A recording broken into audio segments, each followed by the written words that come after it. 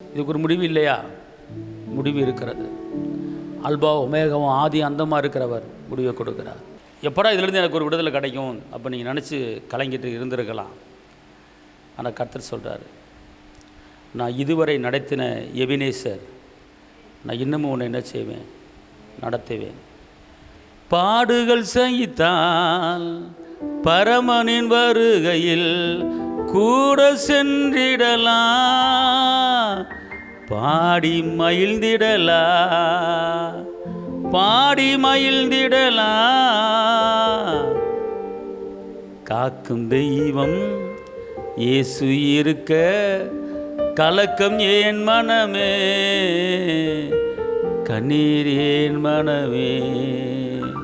இதுவரை உன்னை நடத்தின தேவன் இனிமேலும் நடத்தி செல்வார்.